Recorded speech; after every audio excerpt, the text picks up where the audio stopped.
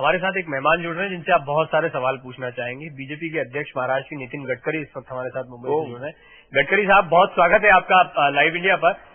सबसे पहले आपका रिएक्शन, अभी तक जो रुझान या नतीजे जो भी कहें, अब एक बात तो साफ है कि शिवसेना बीजेपी वो नहीं कर पाई जिसकी आपको उम्मीद थी। ये निश्चित है कि हम लोग 130 सीटें कम से कम एक्सपेक्ट कर रहे थे। अभी हम 104 सीटों पर लीड पर है, पर निश्चित रूप से जो हमारा अपेक्षित था उतना हमको नहीं मिला है, ये तो बात सच है। जी, क्या वजह रही? और दूसरी बात, अब रास्ता साफ आप मान रहे हैं, आप ये मान रहे हैं कि एनसीपी कांग्रेस की सरकार यहां बन रही है? मुझे लगता है ये कहने में जल्दबाजी होगी। अभी भी क्या है, बहुत जगह पर कोई पीछे आगे आंकड़े, कांग्रेस अभी काफी एकदम कम हुई है, जो 82 पर गई थी वो 74 तक आई है। तो मुझे लगता है कि अभी भी उसमें चेंजेस हो रहे हैं।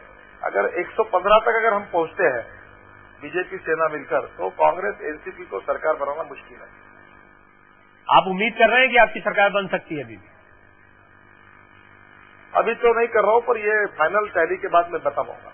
एक बहुत महत्वपूर्ण विषय था जिस पर चर्चा चल रही थी थोड़ी देर पहले, और वो चर्चा ये थी कि क्या घर वापसी हो सकती है राज ठाकरे की? देखिए, ये निर्णय तो उद्धव जी और राज ठाकरे दोनों मिलकर कर सकते हैं। आप और मेरे कहने के ऊपर नहीं होगा, पर ये अगर होता है तो बहुत अच्छी बात है। शर्तिया, मेरे कहने से तो कुछ नहीं होगा, लेकिन आपके कहने से बहुत कुछ होगा। मैं तो कोशिश करते रहा हूं और मैं चाहता हूं कि वो, वैसे भी दोनों मेरे अच्छे मित्र हैं, अगर वो एक होते तो बहुत अच्छा होगा। ये राजनीतिक मित्रता भी है या सिर्फ निजी मित्रता है राज ठाकरे के साथ?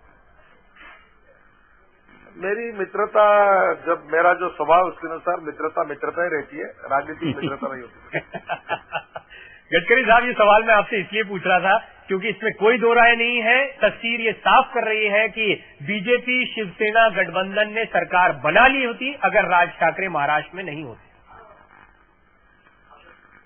ये बिल्कुल सही बात है। इसके कारण हमारे वोट बैंक में डिवीजन हुआ है, और मुंबई, ठाणा जो और नासिक और पुणे जो हमारा स्ट्रांग होल्ड था, उसमें हमको जरा इसके कारण तकलीफ हुई है, थोड़ी कमियां हुई है, ये तो बात सच है। राव साहब भी मेरे साथ बने हुए हैं और वो आप ही की पार्टी से जुड़े हुए हैं, नेशनल एग्जीक्यूटिव काउंसिल के मेंबर भी हैं। राव साहब, आप दोनों भूमिका है, एक तो बीजेपी के सदस्य की भी भूमिका है और दूसरी साइकोलॉजिस्ट की भी आपकी भूमिका रही है। फिलहाल जो आंकड़े बता रहे हैं उसमें राज ठाकरे ने कितना नुकसान पहुंचाया, या फिर जैसा अभी गडकरी साहब का कहना है कि उम्मीद उन्होंने नहीं छोड़ी है, इन आंकड़ों को देखने के बाद आप क्या कहते हैं? कोई उम्मीद है बीजेपी शिवसेना के लिए? जो ट्रेंड बदल रहे हैं उसको देखते हुए ये कहा जा सकता है कि और थोड़ा समय तक पार्टियां कभी भी अपनी उम्मीद, जब तक पूरे कंप्लीट सारे कॉन्स्टिट्यूंसी का रिजल्ट घोषणा उनकी होती है, तब तक पार्टी उम्मीद नहीं छोड़ती है। ये उनकी परंपरा रही है। पार्टियां अंतिम समय तक नहीं मानते हैं हार।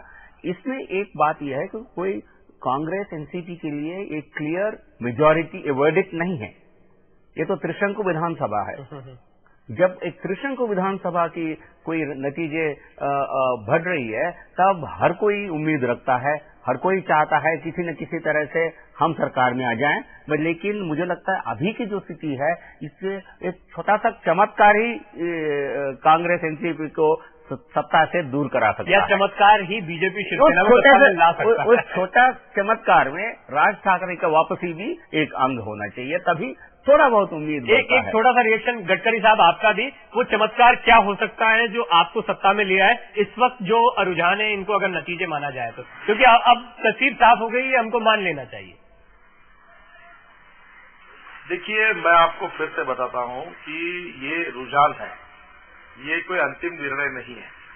और मैं आपको जो बता रहा हूं कि अगर बीजेपी शिवसेना मिलकर अगर हम 115 तक जाते हैं, तो आगे हम उसमें कुछ कांग्रेस और एनसीपी को सत्ता से रोक सकते हैं।